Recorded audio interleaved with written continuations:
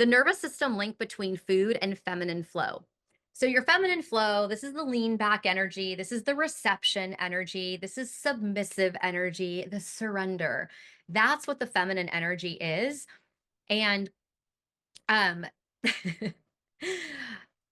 and so when you're relating it to the nervous system, especially with the attachment stages of 0 to 3, nervous system to nervous system, our baby nervous system is looking for a caregiver's nervous system to link up with, to synchronize with. So if the caregiver's nervous system is in a ventral state, is in the connected state, is in the social state where there's no threat, right?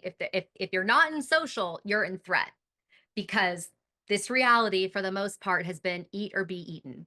So if you're not feeling social with someone, there is a bit of a threat. Okay?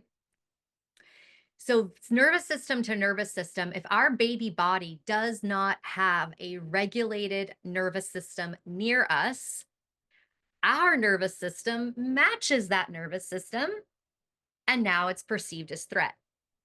Because if you are 3 years old or younger, if no one's taking care of you, you die.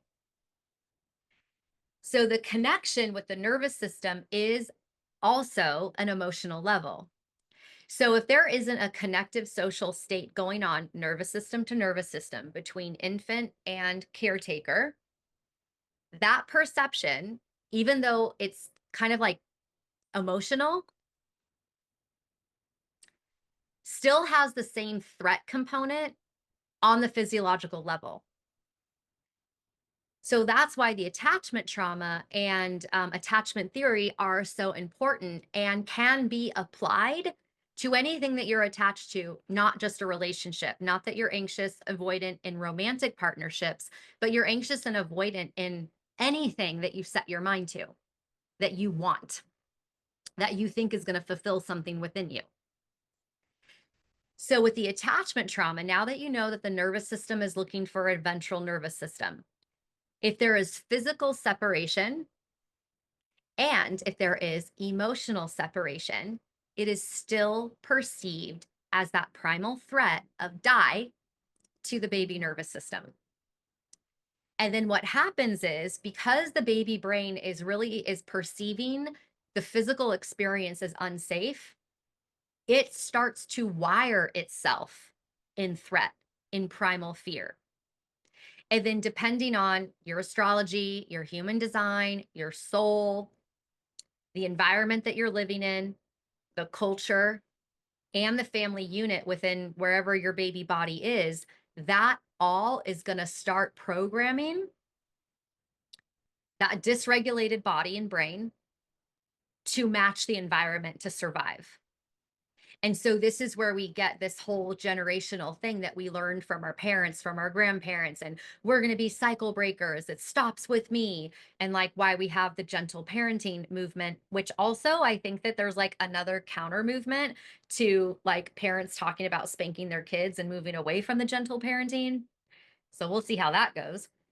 The point is that your nervous system is always going to look for something external to regulate if it was dysregulated and trying to disassociate from the body and get away from the body's feelings of this unsafe environment. So, a lot of people who have a lot of body issues, who aren't consistent exercising, who always have a low self esteem because of their body, who have chronic health conditions, a lot of it is because they've actually experienced attachment trauma on a very formidable base unconscious level of human development. And because the nervous system to nervous system stuff is also emotional, not just physical, that's where the feminine food relationship comes into. Because if you have a sense of connection, right? If your mind body is connected, you feel complete. Those are the euphoric states. That's the beginning of falling in love.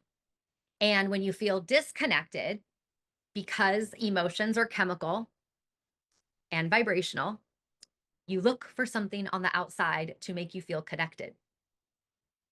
So that's why the chemicals in the food feel really good. That's why maybe you want to go drive out to the beach or drive up to the mountains because vibrationally, that's going to change your emotions or somebody's feedback to you, validation. So when we do the nervous system, specifically brain and heart coherency breathing, hand on your heart, 5 seconds in, 5 seconds out.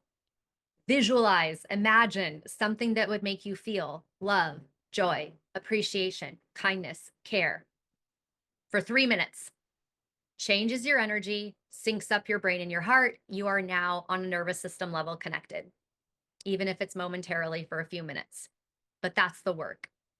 When you are connected, you can perceive your emotions. You're not running from them. So then the relationship with food is able to change.